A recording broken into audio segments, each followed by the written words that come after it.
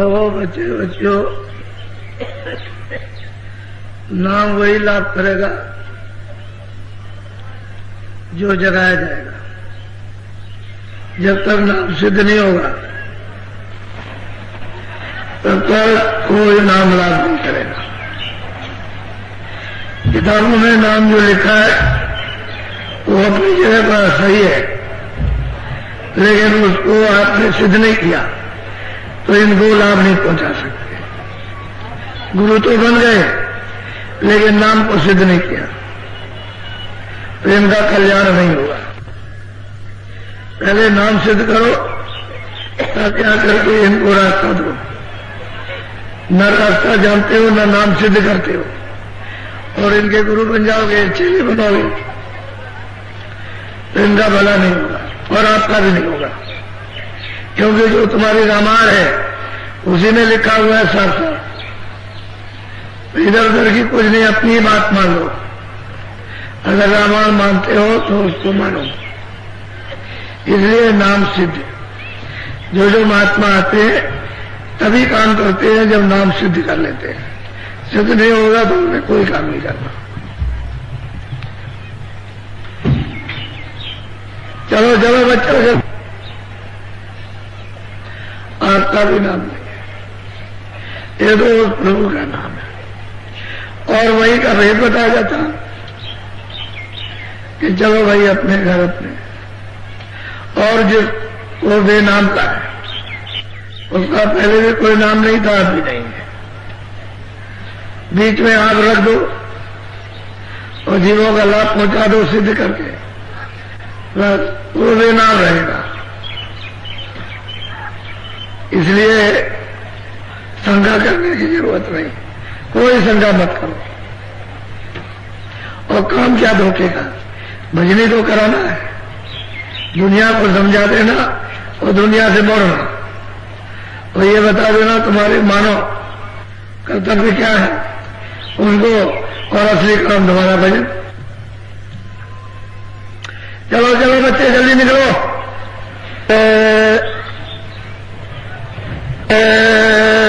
गुरुदेव जय गुरुदेव नाम किसका, जय गुरुदेव नाम किसका।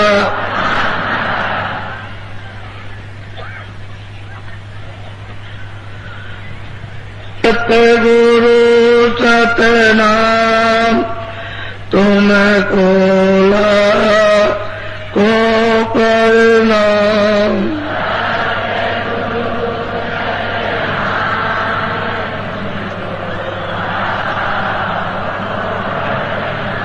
कोटिन सूरज चांद सितारे,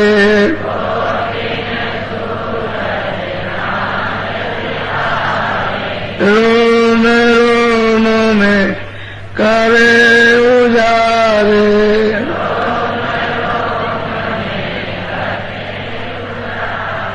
सतपुरुष करता तुमको को प्रणाम।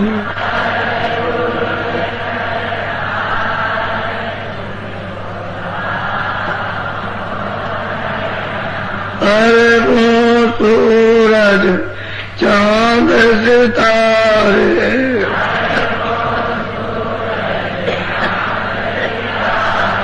रोम रोम में करे उजारे।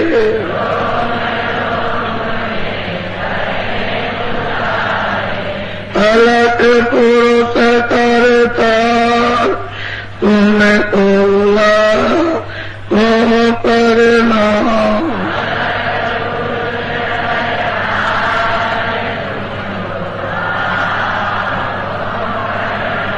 खरबो सूरज चांद सितारे,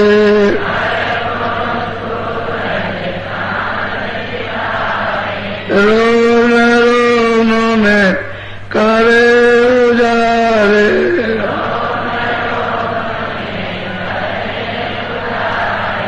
अरुण पुरुष करता तुमको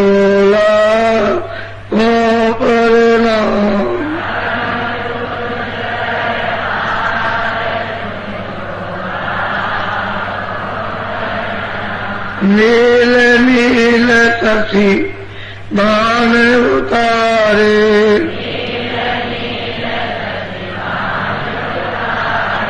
रोम रोम में करे उजारे,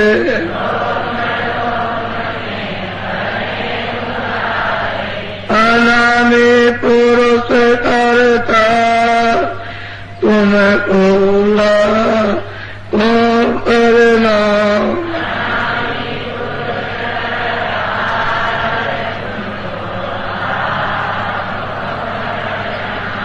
अनामी पुरुष करता तुम ओला को करना,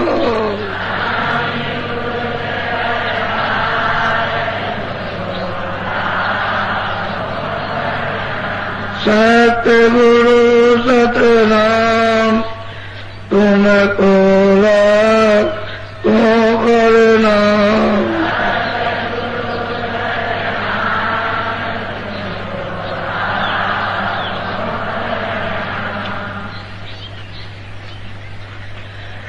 देखो बच्चे और बच्चियों, अपने घर की जब आशा बांधोगे कि मुझे अपने ऐसे घर में ऐसे मालिक के पास वापस लौट के जाना है, तो आशा के मुताबिक फिर आपकी चाल बनेगी। ये प्रार्थना सतलोक में सत पहुंचती, अलग लोक में अलग पहुंचती, अगम लोक में अगम पहुंचती, और ये अनामी धाम में ये उनकी प्रार्थना है, नीचे की कहीं नहीं। और चौथी मंजिल पर जो सूरज है, जिनका प्रकाश है, इतना इतना प्रकाश, उस सूरज का वर्णन किया गया, इनका नहीं, इनमें तो कुछ है ही नहीं। वो सूरज एक एक रोम में जिसके प्रकाश करते हो, उसके कितने उस शरीर में रोम होंगे, ये नहीं कोई गिन सकता। तो अपने घर में, अपने देश में, अपने प्रभु के पास जाने के लिए जब आशा बांधोगे और चाल शुरू करोगे तो सहज हो जाएगा, आसान हो जाएगा। अरे तो अपने को पता ही नहीं कि कहाँ जाना, ऐसे ही ऐसे नहीं, आशा बांधो अपने देश में, अपने घर में जाने की, तो काम सस्ता पड़ेगा, जल्दी पड़ेगा, सुलभ हो जाएगा, सीधा हो जाएगा, उतनी परेशानी दिक्कत नहीं होगी। लेकिन जब आशा ही नहीं बांधोगे तो फिर किधर के किधर जाओगे। कोई पूछे कहाँ जा रहे थे, कह लगे ऐसे ही जा रहे थे, ऐसे कहाँ जा रहे थे, कहीं तो विचार करके आए होंगे, जंगल में जा रहे, किधर जा रहे, तो नहीं तो भटक जाओगे। आशा करो हमने, क्योंकि देश है वो तो अफजल धाम है, उसका नाश नहीं होता, जैसे पहले वैसे अभी भविष्य में वैसे रहेगा, और न वहां काल कभी जाएगा, न वहां मृत्यु कभी, न परिवर्तन कभी है। वहां के जितने भी स्थान है सब परिवर्तनशील है। ये मृत्युलोक पूरा, स्वर्गलोक पूरा, वैकुंठ लोक पूरा, शक्ति लोक पूरा, ईश्वर का धाम पूरा, माया का धाम पूरा, ब्रह्म का धाम पूरा, प्रकृति का पूरा, और पार्वत पर सब परिवर्तनशील है। कहीं भी किसी भी देश में कोई खंड है, कोई लोक रहने वाला नहीं है।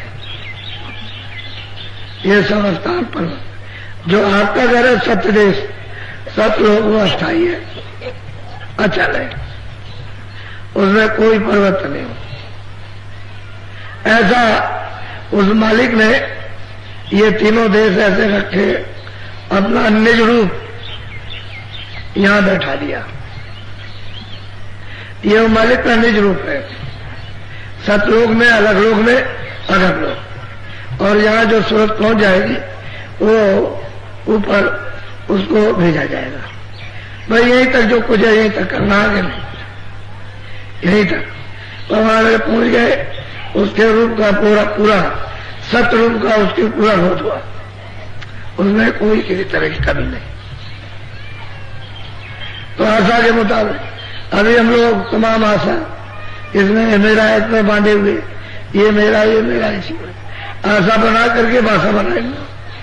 आशा बना दी भाषा, तो जल गया था जल में भाषा, थल गया था थल में भाषा, वायु गया था वायु में भाषा। अब अपनी आशा बना रखी हो वही जन्म हो जाए।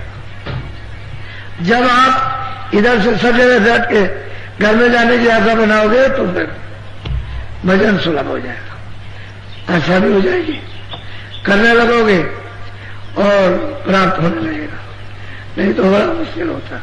ये बात निश्चय है कि चाहे लड़का हो चाहे लड़की हो, चाहे पति हो चाहे पत्नी हो, चाहे पिता हो या पुत्र हो, आपको जाना सबको है, बचने वाला कोई नहीं। तो क्यों विलाप करते? किसके लिए? छाया के लिए। छाया तो नाशवान ही है, ये तो जड़ चीज है।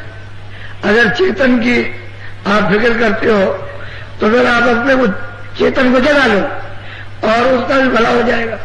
जब तुम जाग जाओगे तो जहां भी होगी वो सो भी लेगा।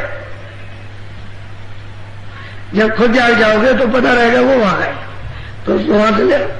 फिर तुम में शक्ति, सामर्थ्य, तुम में ज्ञान, सब कुछ तुम्हें प्राप्त हो जाएगा। लेकिन जब तक अपने आप को नहीं जागते हो तब तक पता कहां जो कहा, वो तो चला गया, लड़का चला गया, लड़की चली गई, पति चला गया, पत्नी चली गई, और तुम कहते हो मेरा। वो कहता नहीं कि तुम्हारा नहीं है, मेरा मकान है, मैं इसमें जीवात्मा को निकाल जो चाहूंगा सो करूंगा, मैंने दिया, मैं उसको नाश करूंगा, खड़े खड़े उसको काटूंगा, तो जीवात्मा को निकाल दिया, जलाऊंगा, उसको जमीन में गाड़ूंगा, जो चाहे करूंगा, तुम्हारा सब कुछ नहीं कर, मेरी मिट्टी है। तो भगवा के गलवा करके नाम में साथ मिटवा देता है और तुम उसके लिए रोते हो, देख के वैसे। फिर कहते हो कि डर लगता है, अब उसी से डर लगने लगा जरा सी देर में। जिसको रोते जिसके लिए चिल्लाते हो डर लगता, कहता है डर लगता, मुंह ढक दो। फिर कहता है तो जरा सा खोल, तो जरा सा मुंह खोला और फिर दूर से डर लगा के लगा, बहुत डर लग रहा, अब क्या करो, ले जाओ उसको बाहर, अब ले जाओ, अब इसकी जरूरत नहीं। तो रिश्ता नाता खत्म हो गया, तभी तो कहा। अब वासना आपकी खत्म, भावना खत्म हुई, कहा ले जाओ, क्योंकि अब यहाँ क्या करेंगे, वो खुद ही डरने लगा, डर लगने लगा, तभी तो कहा ले जाओ ले जाओ, हटाओ, अब इसकी जरूरत नहीं। तो चेतन निकल गया, अब ये जड़ है उसको, और आप उसके लिए रोते हुए चिल्लाते मतलब है। जितना तुम आंसू बहाते हो सब छाया के लिए, उतना मालिक के लिए। अगर तुम रोने लगो तो मिल जाए, वो जहां भी होंगे चले आएंगे और यही आकर के आपसे मिल लेंगे। कहीं भी तुम रो तो मालिक के लिए, तो कहीं भी मात पाओगे उसी दिन चले आएंगे। नहीं तो तुमको किसी जरिए से बुला लेंगे, तुम वहां किसी जरिए से, किसी के वसीले से वहां पहुंच जाओगे, मिलोगे नहीं तो फिर चले आएंगे। तुम रो तो कम से कम, बिलाप तो करो, तड़पो तो मालिक के दर्शन के लिए, तो हो जाएगा। और कुछ नहीं इसको कहते हो। वो तो आप महापुरुषों को तो जरा भी एक कण भी याद नहीं करते, जरा से याद करो तो काम न बन जाए। और ये दुनिया रात दिन बसी पड़ी है, चित्त में, मन में, सब में, आंखों में, कान में, सब में बसी पड़ी हुई है व्यक्तियों में एकदम से। चारों खाने चित्त इसमें पड़े हुए। कहते हो कि हम गुरु को याद करते, गुरु को याद करते। अगर गुरु को याद करते होते, अरे बच्चा, तो तेरा काम कितनी जल्दी हो गया होता। उनको यही तो परेशानी है कि तू चाहता है और जो तेरे नहीं है, और तेरा मूलक समय ये खर्च किए देते, उनको चाहता है जो तेरी मदद नहीं करेंगे, तेरे साथ नहीं चलेंगे, तुझको अपमानित करके धक्का देंगे और जला के करवा देंगे, तेरी कोई याद नहीं। और भूत जब बनेगा और वो अगर घर की तरफ आ गया तो पहले से उसका इंतजाम करते हैं कि वहां से लौट के आएंगे तो नीम की पत्ती ले आएंगे, उसको उसमें सिलता रख करके बट्टे से कूटेंगे ऐसे, देख ऐसा तू करुआ है जैसे नीम की पत्ती, अब कभी यहां बताना कभी। और फिर साल में जब वो दिन आएगा तो सूप लेकर और घर पे बजा करके बजाते हुए वो नाके तक जाएंगे, जो गांव का नाका है, और इस तरह से देख इधर नाके के अंदर गांव के सीमा मत आना और उधर ही रहना और सूप सब पे जाएंगे। अरे उसको मरने के बाद भी भूत बन के भी घर में नहीं चाहते हो, तो बताओ ये तो तुम्हारी तो कह दो कैसे तुम दे रहा। तो वो मुसलमान तकी काशी में मजिस्ट्रेट थे, घोड़े पर बैठ करके दरबार जा रहे थे कचहरी।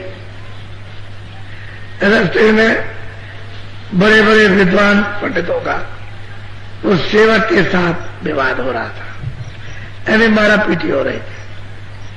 तो ये पहुंच गए, बड़ा शोर मचा। तो जब सुना उन्होंने तो घोड़े की लगाम ओढ़ के मदद किया। तो लोग जो जानते तो जानते सभी थे, तो सारे पंडितों वो मजिस्ट्रेट वो मतलब है कि आ रहे, तो सब लोगों ने बंद कर दिया। पूछा क्या जो हो रहा, क्या विवाद हो रहा, तो बताया। उनको बताया कि ऐसा ऐसा ऐसा ये सब। तो मारपीट तो उसे बंद कर दी, लेकिन फिर भी मुक्का लातू तो है ही, तो ये सब काम करते हैं। फिर ये सब इकट्ठे होकर के कि चलो हम तुम्हारे गुरु को देखते हैं, चल के वहां गए कुटी पर। वहां भी गुरु निकला तो मारो। पहले तो कहा कि ब्राह्मण है, साधु है, नौजवान है, लेकिन और कहता है कि गंगा और जगह, यमुना और जगह, तीरथ और जगह, मुक्ति और जगह, और जो सामने प्रत्यक्ष गंगा जमुना बह रही है उसको नहीं मानता। और ये और कहता है ये नास्तिक है। अब देख लीजिए आप, जो आस्तिक है उसको नास्तिक कह रहे हैं, और जो नास्तिक है वो अपने आप को आस्तिक कह रहे हैं। अब ये सब वहां गए और वहां भी तैयार थे, लेकिन वो मजिस्ट्रेट की वजह से कि भाई थोड़ा सा जब ये निकल के आए तो देखा हो, तो अब ये सब लोग वहां इकट्ठे होकर के फिर बात यानी इन्होंने मियां साहब ने तो तकेबिया ने तो फिर एक ही बात पूछ के बंद हो गए, और भी उन्होंने बात पूछी जानकारी के लिए, ताकि इनको आगे कर दिया, और फिर उसके बाद चुप हो गए, कुछ नहीं। ये लोग अपना बोलते रहे, तो उसमें जिन जिन पंडितों को विद्वान थे उनमें अंदर में प्रवेश कर गया। बात समझ में आ गई, बुद्धि की उलझन खत्म हो गई, तो वो चुप हो गए। फिर उन्होंने आसन दिया, सब पैर चूहे पर बैठाया, कहा कि भाई ये सब कुछ नहीं, तो हम लोगों को बताइए आप। फिर उन्होंने सब समझाया। बहुत से लोग जल्दबाजी की तरह से कहा कि अब चलेंगे और फिर उसके बाद देखा जाएगा, तो बहुत से लोग चल दिए हैं, जो रहने वाले थे वो रह गए। अरे तकी भी आ भी वहीं रह गए। तो मोटी बात तो छोड़ दीजिए कि क्या पूछा क्या नहीं, लेकिन जो उनको प्राप्त हुआ वो जा सुनिए आप। ऐसा ही होता है, पहले कैसे कैसे लोग आते हैं और किस किस तरह से महात्माओं के पास पहुंच गए। तो महात्मा किसी के लिए कोई चित्त में मतलब कुछ देते थोड़ी है, आपको कुछ नहीं देंगे, कोई चीज आपकी नहीं लेते, न क्रोध लेंगे, न लोभ लेंगे, न मोह, न अहंकार लेंगे, कुछ नहीं लेते हैं। तो बिल्कुल एकदम अपने पास रखो, वो कुछ लेने वाले नहीं है। तुम तो उसको पी चुके हो ना, तो तुम्हारा वो क्यों पिएंगे, कुछ नहीं। वो तो अपने को दिए रहते हैं कि मैं तुमसे भी छोटा हूं, सबसे छोटा हूं, जितने भी जीव जंतु हैं उनसे भी छोटा, तो उनके ऊपर में कोई असर होने वाला नहीं है। आप कुछ गाली दो, कुछ भी कहो जो आपकी तबीयत है, बुरा वाला सब कह सकते, लेकिन वो देते ही नहीं मत।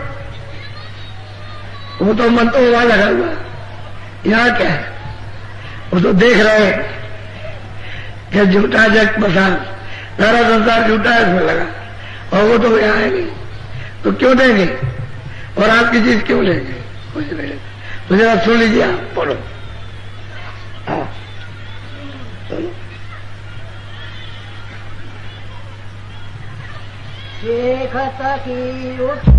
ये खोलो ना। बोला हाँ। शेख तकी उठ के तब बोला, अपनी विधि बात सबको। इनको रास्ता मिल गया। ये घर में अपना गए, दरबार में भी जाते थे, तो ये बीच बीच में बोले, कह रहे कि हमारी ख्वाहिश नहीं है नौकरी चाकरी करने की। तो गोस्वामी जी कभी कभी कहते हैं कि अभी करो, अभी करो, घर में बैठ के जो बताया उसको करो, और दरबार जाया करो। तो आते जाते रहे और करते।